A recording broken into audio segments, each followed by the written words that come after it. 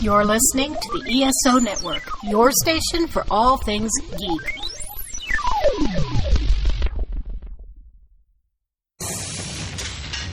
The Hitchhiker's Guide to Podcasting has this to say about the weekly Earth Station 1 podcast.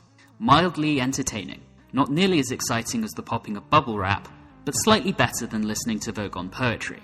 Be mildly entertained by Mike and Mike as they tackle an assortment of geeky topics each week. Check out the Earth Station 1 podcast and let your inner geek out to play.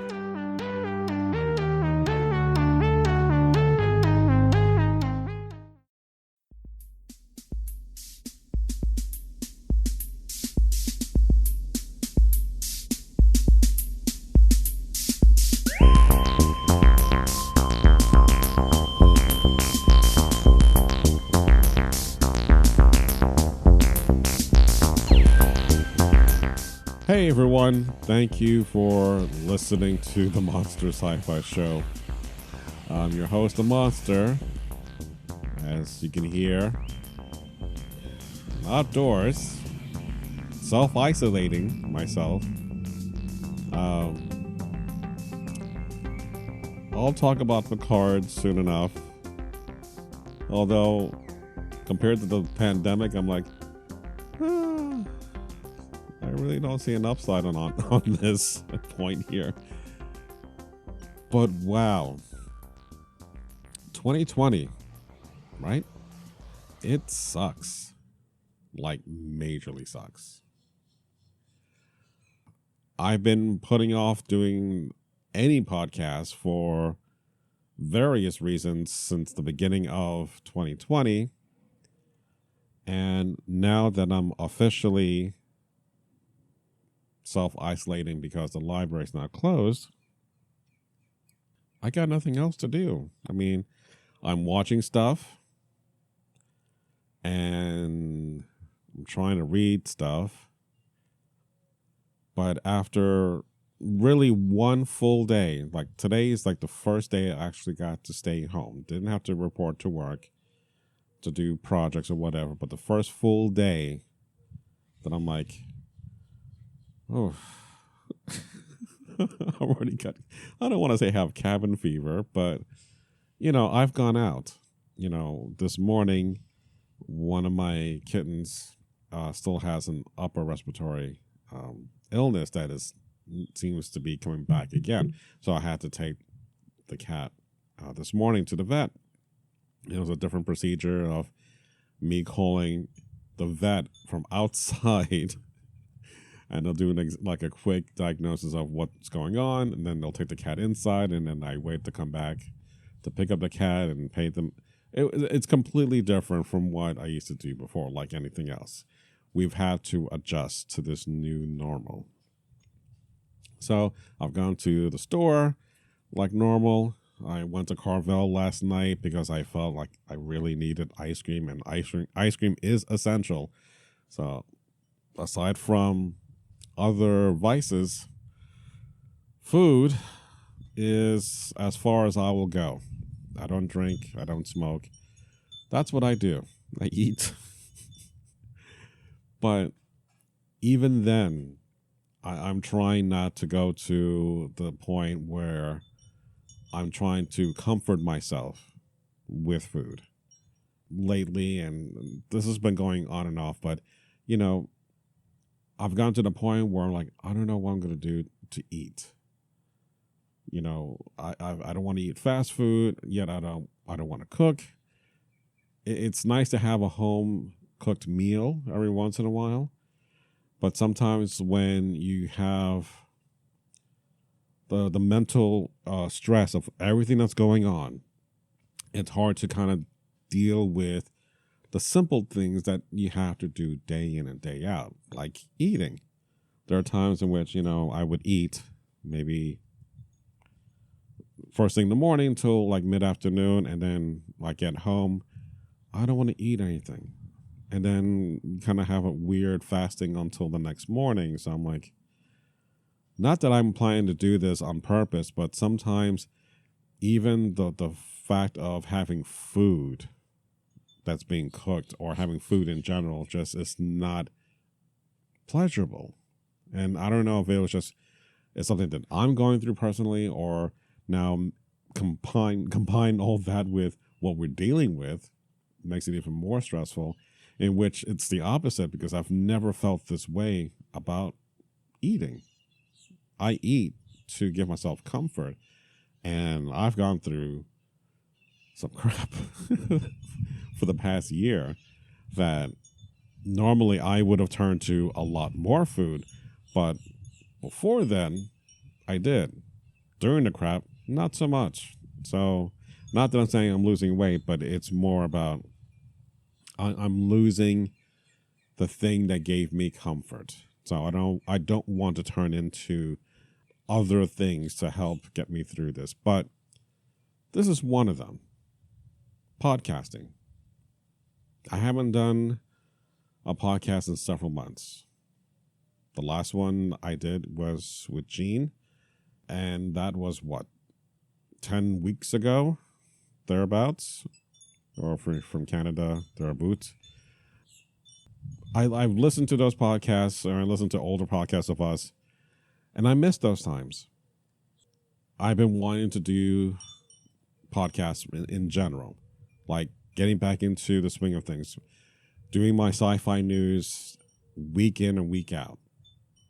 Now, since things are been postponed or canceled, there's not much in the way of news that is going to be something that I can report on, other than, okay, so what am I doing? What am I watching? What am I reading? And maybe connecting with some of you guys out there to be part of this as well. Because honestly, that I think is going to be the way out of all of this, is to be kind of reconnected with everyone. I've noticed during the last couple of weeks that when I'm out in the public, someone needs a hand, doesn't have to ask. I'm kind of like Johnny on the spot, and I'm trying to make an effort, trying to make myself feel like, look out for your fellow neighbor, because in time, one day you will need that helping hand as well. So it's one of those things that I'm not trying to be, all of a sudden you're a better person. No, I'm just trying to be, this is where you need to step up more so.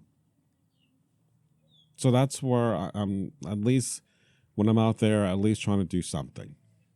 And yes, you're supposed to stay home, because that is something. You're stopping that virus from spreading. So whether you have it or not, by doing nothing and staying at home is still doing something. And that's the hard part that we have to wrap our heads around. But the whole point of this podcast is not for me to rant about the coronavirus. It's me to talk about Picard. Star Trek Picard is what this podcast is supposed to be about. And I'll get to it. Trust me. I will talk about Picard because I have to. I mean, the world may be going to shit, but before it does, and I'm off this planet, I want to share my thoughts about Star Trek Picard.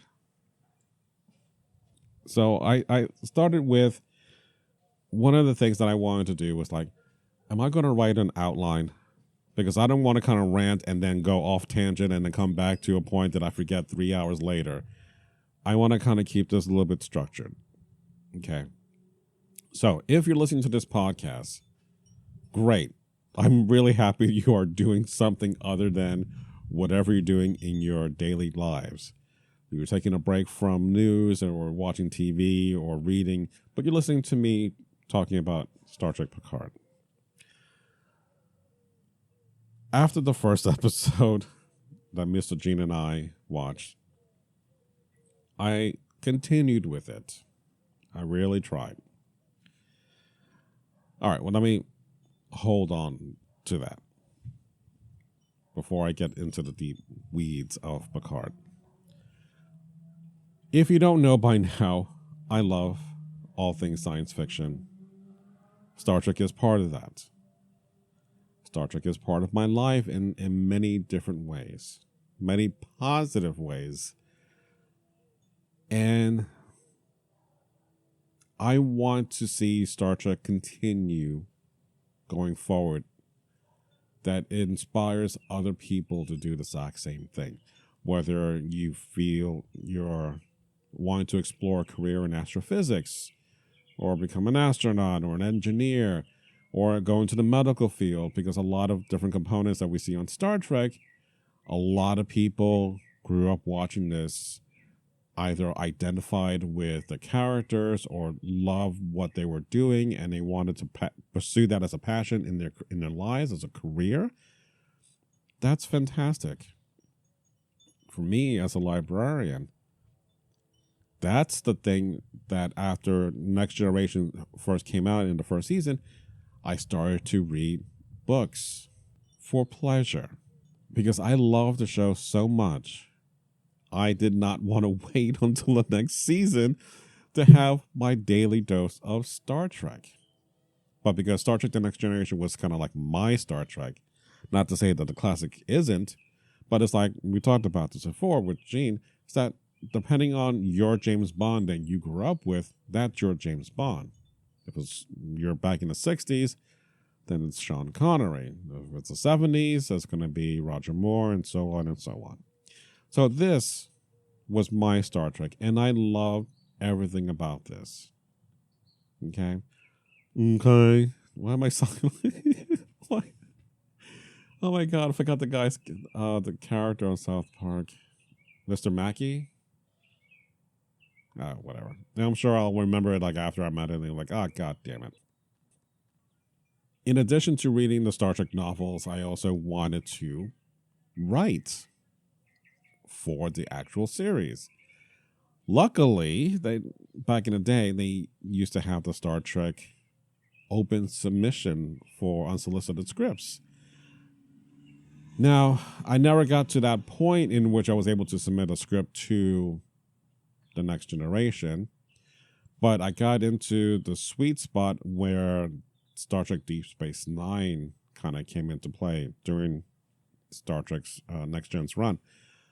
So the initial idea was, because I heard that Deep Space Nine was going to be a space station, and I knew some rough outlines, I started working on an idea and came up with a script, and with someone else that also loved Star Trek, who I love dearly, was a big mentor to me. And we worked on this script together. And we came up with our own version, and when the TV pilot showed, I was extremely happy to hear or to see that there was a character similar to what we created, which was a shapeshifter. And that's what made me feel like I'm almost there. Like, I can see the reasons why this character made it to that series. You know, you need to have a lens to look at humanity at a certain way, and what better way than to have a shapeshifter that is outside looking in at us, right? So I got that, and I was happy I was on the right track.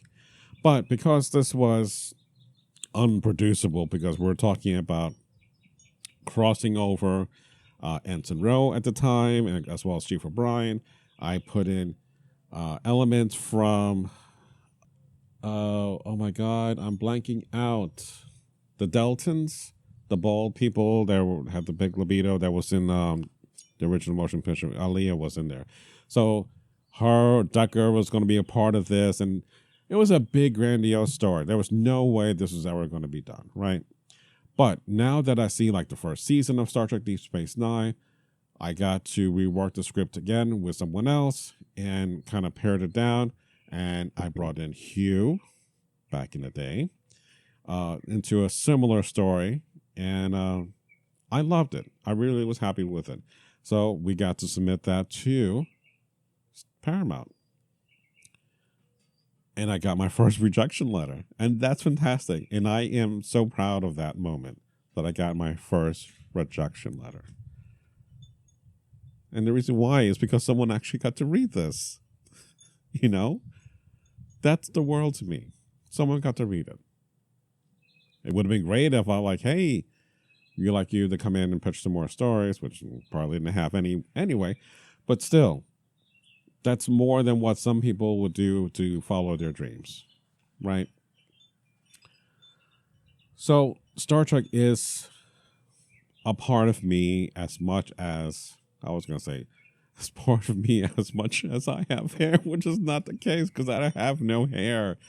But it's a part of me as I have a soul, I think, right? I quote it. I listen to the music. I've watched every single series, good and bad. But when I watch Star Trek Discovery, it's a different beast altogether. And when I move into Star Trek Picard, oh my God, you are relying on the love for a character to propel you to come back to Star Trek in this new direction. And I think this is what has been pissing me off with this series. What every series has been doing up till even to Discovery-ish in season 2 is that it's a procedural.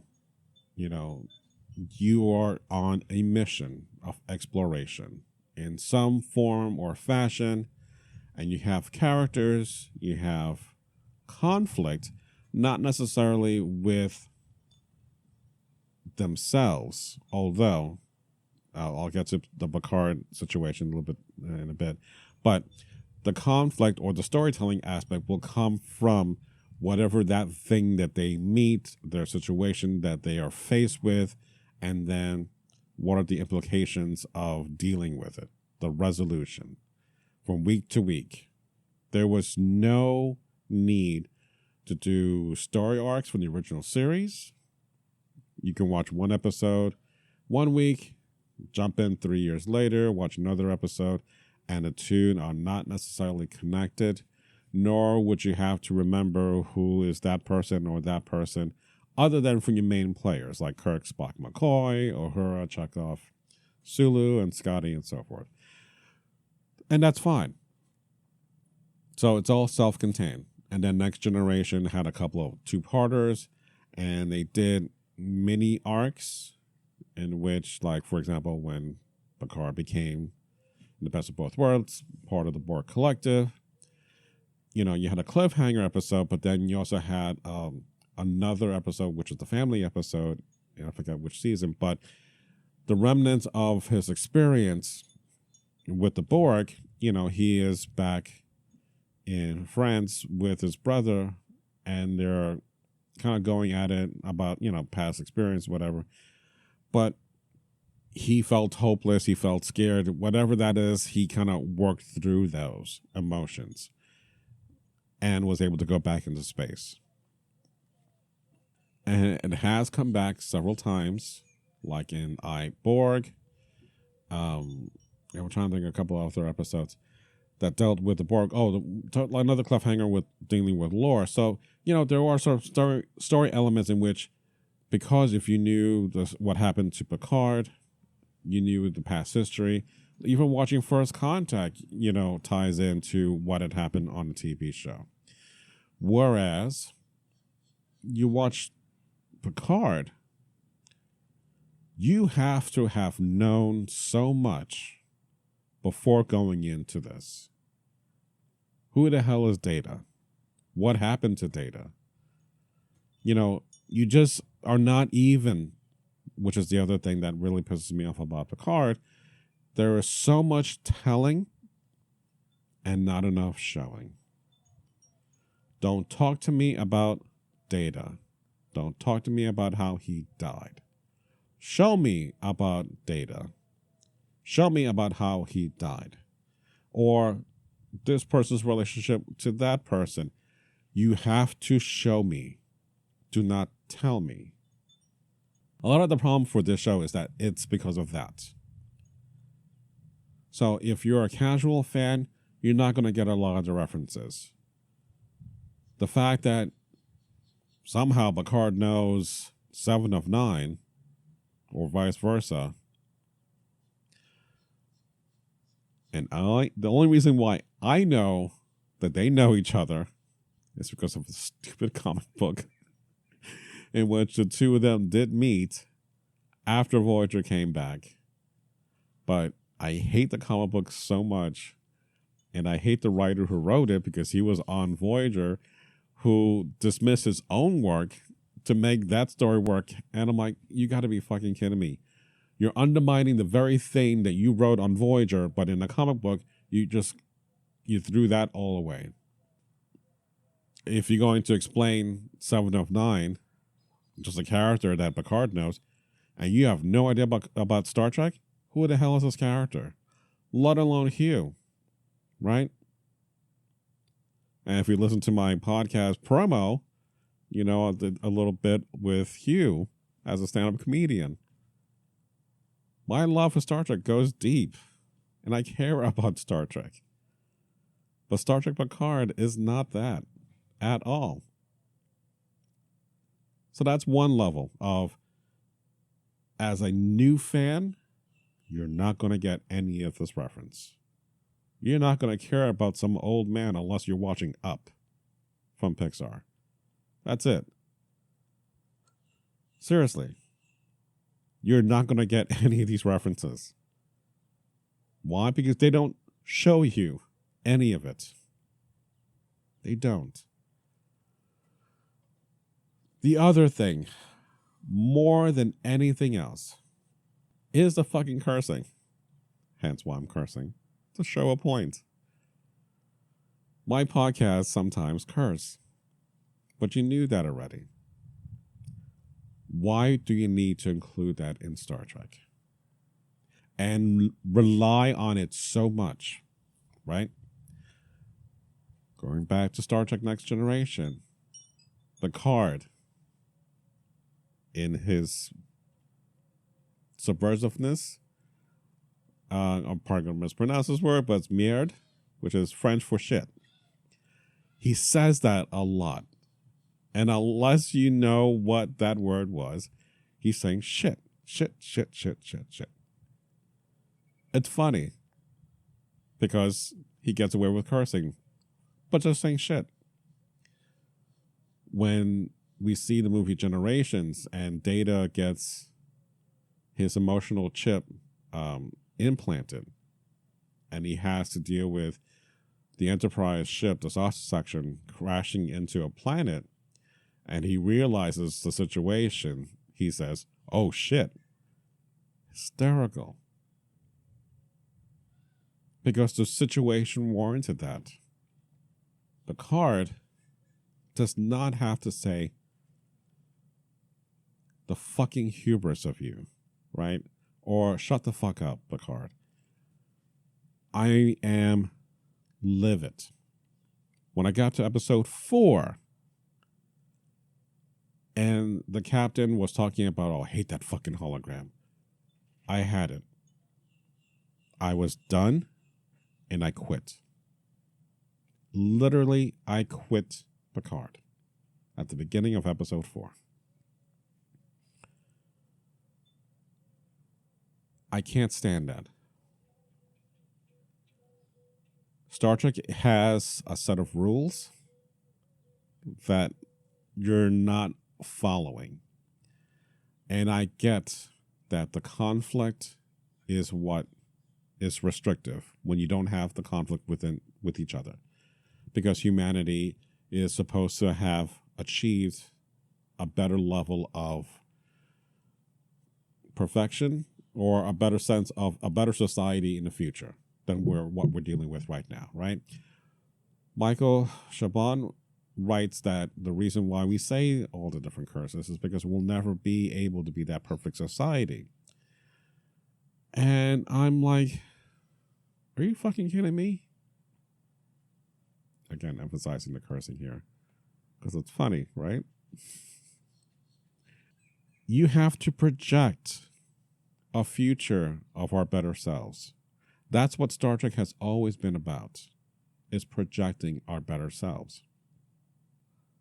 So the other thing is that, Roddenberry's future or vision of the future is that, you have no conflict amongst us, right? We've kind of moved past that. So it was hard to write the conflict within the characters. But like if you go back to the original series, there was conflict, but you had conflict because you had Bones and Spock. Spock is alien. He's half human, half Vulcan. So you would have conflict because Spock is a logical being and McCoy is more emotional. There's a conflict. And that's perfect. Next Generation, you had a lot of people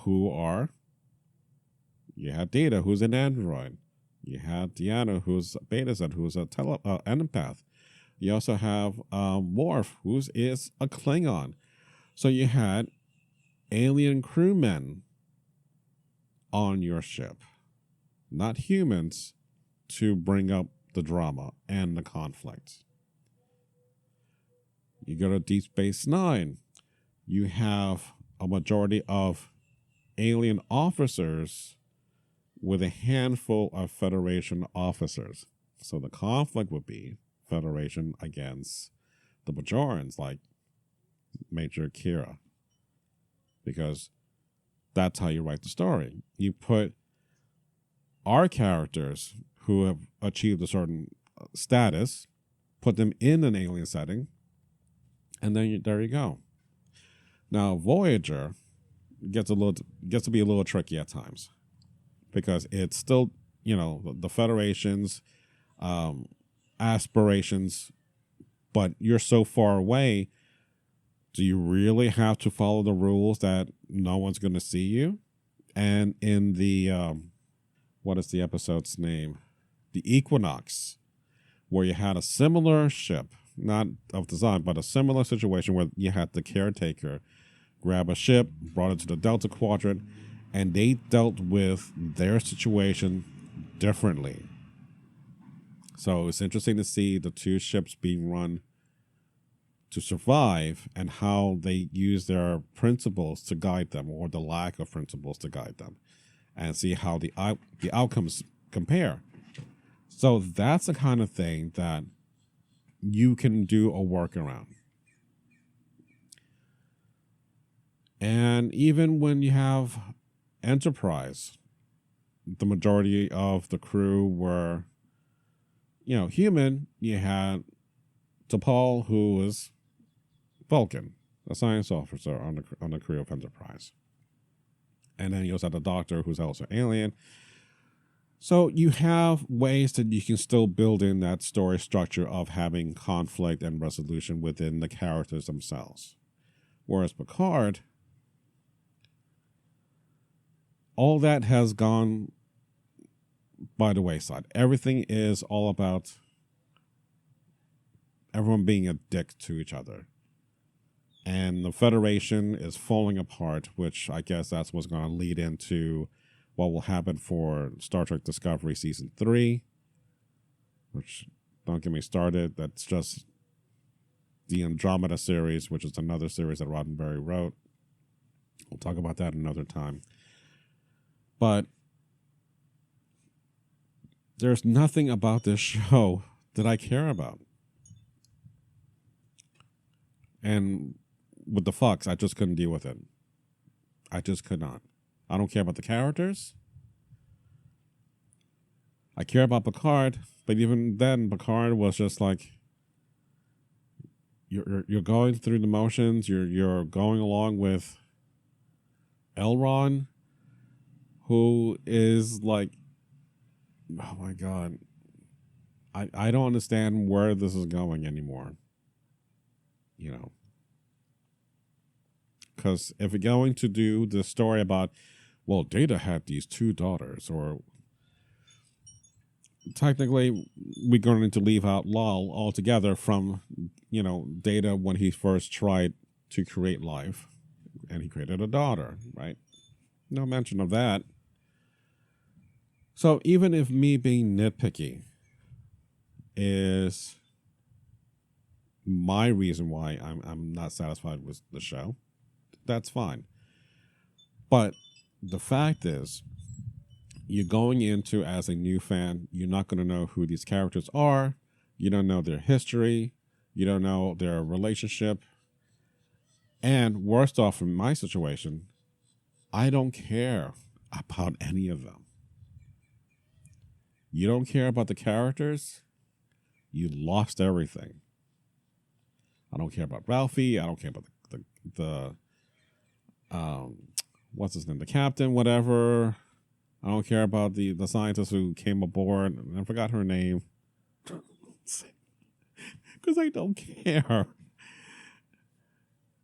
But Mark Bernardin, he's been someone who I follow. He's on the Kevin Smith podcast, Fat Man Beyond. And he had news, or he posted something on Facebook a month or two ago, that he is serving as supervising producer of Picard Season 2. Granted,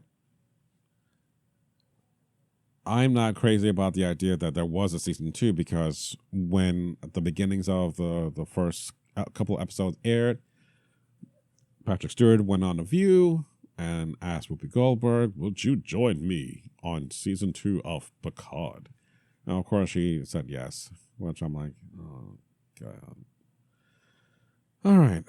So, but because I've followed that show, that podcast, I like Mark's perspective on things. And the fact that he shared the fact that he too wrote like a speculative script. And he actually went further than I did with mine, that I truly felt, hey, this might be the very thing that Star Trek needs, is someone who cares about Star Trek. And I'm saying I'm not like him, nor do I say that this is the person who's going to fix it all. But I trust his opinion, and I believe in what he has to say is going to be good for the show. So with that prospect down the road, and me being the kind of completist viewing person, I mean, if you ask me, what I thought about Sequest, I'll say, which season? Because I stuck it through it all. Good and bad, not so much, but, there was a couple of moments I'm like, oh, okay. And then it's all shit. But I watched it all. I could have walked away from it, but I didn't, because I'm a completist in that sense. I really hate quitting midway through anything like that. Even if it just ends up being, oh my God, like fucking Heroes. Too bad it never went anywhere after season 1. The joke is, it did, and it still sucked. Even the reboot, the time jump, you're still killing me doing the exact same thing why no one liked it in the first place. So, first great season, after that, don't even bother. But I watched, okay? So, going back to Picard. So, if he's going to be on board for season 2, and my friend Melinda, who had joined me on the Star Wars trailer reaction with her husband Frank, is a big Star Trek fan. She has been kind of pushing me to get back in there. Mr. Gene also was still watching and wasn't happy, but he was still watching about that whatever show Picard was going to be. So I pushed through the last week, episodes 4 through 9. So today being Thursday. What's it, the 26th? Tonight, well, right now, I can watch the final episode, which is episode 10. Which I'm going to pause the podcast. I'm going to watch it and then talk about that aspect. Let's see if they were able to stick the landing. Which, at this point, no. That's my prediction. No.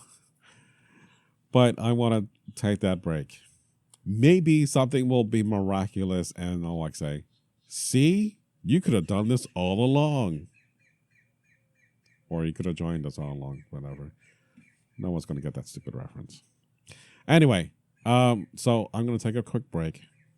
And I'm going to spend an hour or so biting hard on my pillow, trying not to scream as I watch the last episode of Picard, episode 10, season 1. So I will be right back in a moment.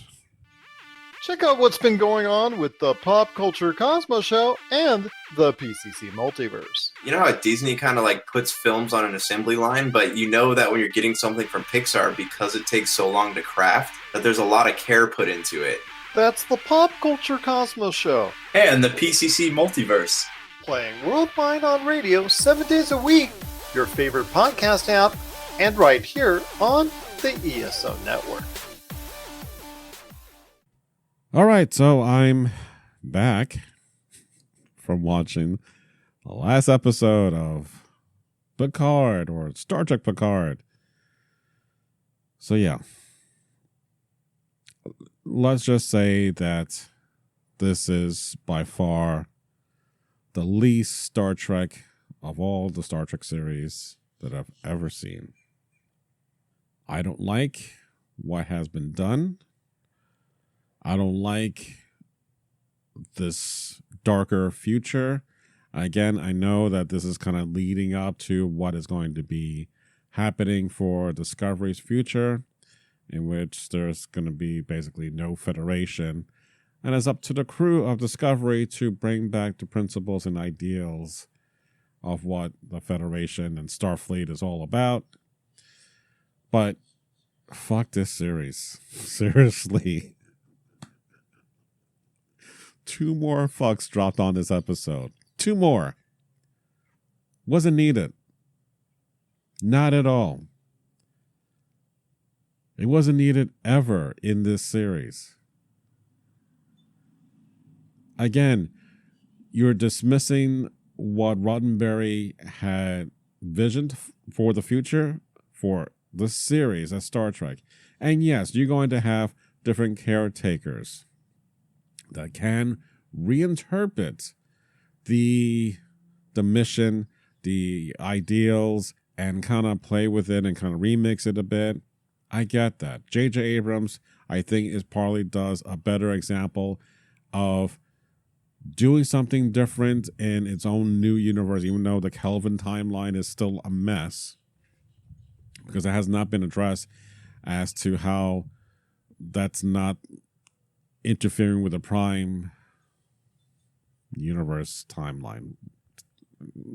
I'm not going to get into that right now. But for what it is for right now, if there was ever a saving grace, and again, it goes back to you being a Star Trek fan, and you being a Star Trek fan of Next Generation, and you being a fan of Star Trek in Next Generation and have watched the movies, the moments that you see with Picard and Riker and Troy and with Data, that is what I miss. I miss the history that we had with those characters, and it was good to see them again. So, not going to go into too much in the way of spoilers, but literally, like at the 40-minute mark, I'm looking at the time like I still have 16 minutes, which means what had happened, there's still going to be more stuff. And I knew what was going to happen, and I was just like, oh, whatever, this is just fucking ridiculous. But the moment that we see towards the end, touching. It's a nice closure moment to what, if you had watched Nemesis, then this is that moment that you can have closure for these characters, right? It was nice to see Riker. But again, going back a couple episodes ago, having Picard with Troy and Riker again, that bond is special. Sure, you can bring in 7 and 9 back, but what bond does he have with Jean-Luc or JL? Who cares? There is no connection. The whole Borg thing is ridiculous to begin with, and it never paid off. Elnor or Elrod, whatever you want to call that guy, never pays off. I don't care about any of these characters. You've wasted so much time and effort in creating a new crew as if to say, no, those people don't count that you grew up with. Right? It's like watching the new movies that Disney says, well, yeah, sure, we have, Darth Vader and all that, but we got to create our own new characters. So when we do our new parks, that's when we're going to get our stuff up. We don't want to pay royalties towards the older characters. And I get that. But in doing so, you got shitty characters. And no one cares about them. We had 3 movies about characters we didn't care in the Star Wars movies. Now we got more characters in Picard, and I don't give a shit about them. I really don't. Once more, we have disappointment with this new direction with Kurtzman's Star Trek. This is now the 3rd go-around with Discovery Season 1 and 2 and this. And then if we're supposed to go more into Discovery Season 3, and if the way things are going, Section 31, fuck this. No, we're not doing this. I am all for crappy, not great episodes of the original series. TOS, TNG, DS9, Voyager, Enterprise. I'll take any of those bad episodes over the new crap that I see. Seriously. When I gave up watching Picard on episode 4, I started watching Voyager on disc starting on season 4. And right now I'm on season 6.5. And I also watched The Orville season 2 on disc. And I had a much better time with that. I don't necessarily have to feel like you have to rehash what was done before. But the Orville shows you can still do something similar to what fans love. And that's what I've missed. I've missed things like that, like the Orville does so well. And I love those characters. I care about more of those characters than I do about Picard or anyone on Discovery. I look forward to if we do get a Pike series at number 1. Yeah, I'm all in for that. They were dynamic. They were interesting. These people are just boring as shit. Sorry, I'm recording outside, but, But again, too much about, hey, I'm going to tell you how I feel about or my past history, whatever. I'm not going to show anything. I don't give a shit about the series. And it's very frustrating to be invested 10 hours of your time, in this case, about 10 hours, for a series that doesn't amount to much of anything.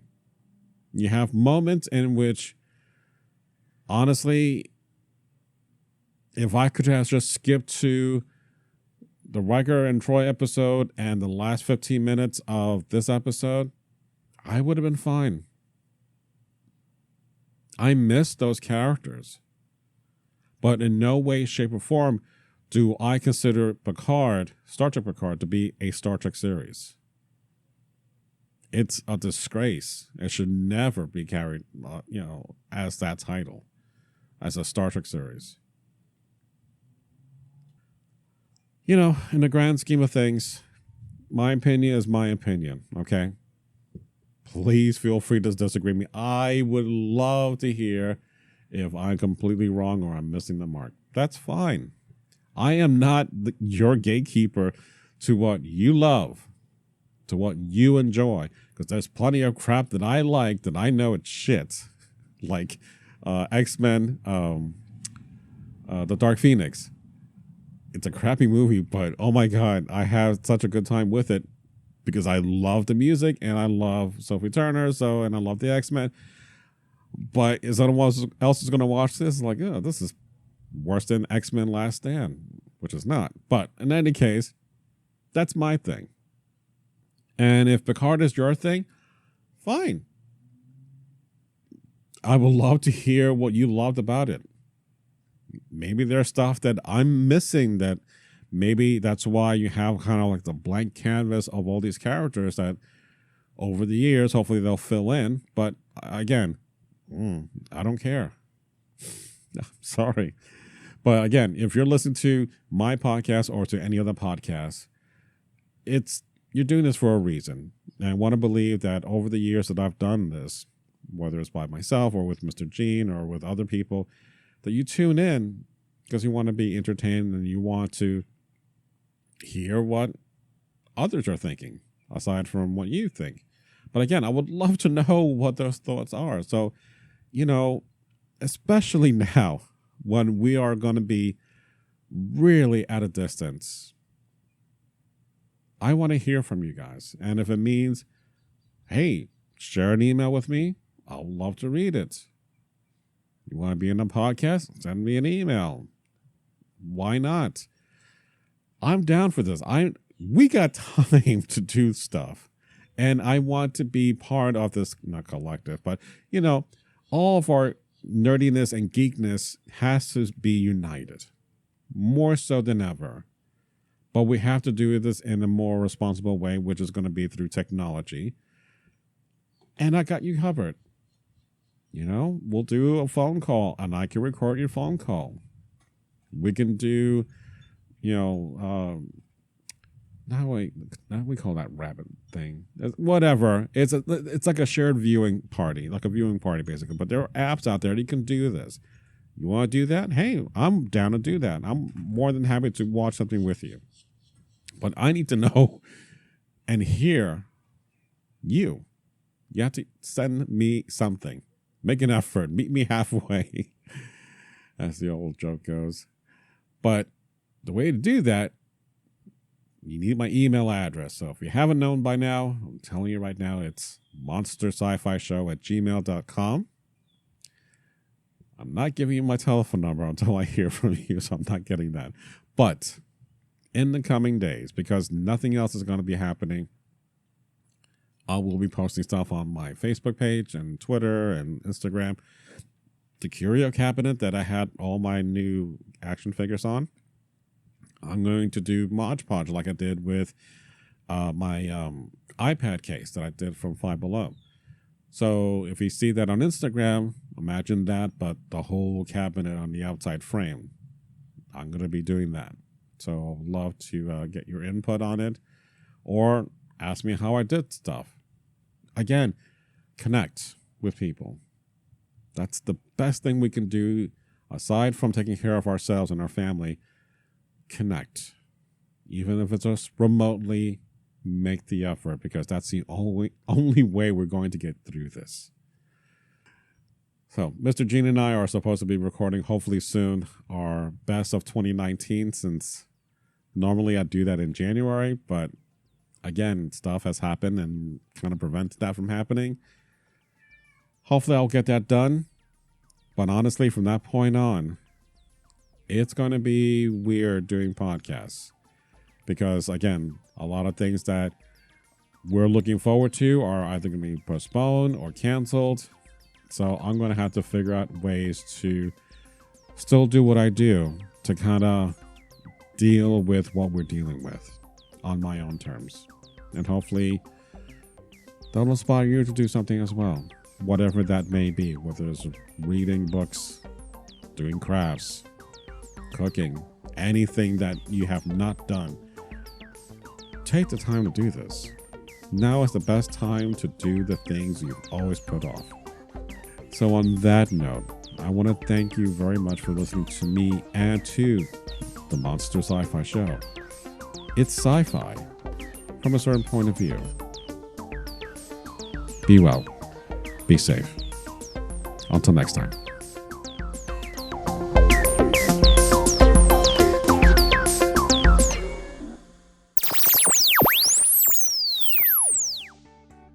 This has been a broadcast of the ESO Network. Be part of the crew and help support our shows by donating to our ESO Patreon or by shopping through Amazon.com or the TeePublic Store, which can all be found at www.esonetwork.com. The ESO Network, your station for all things geek.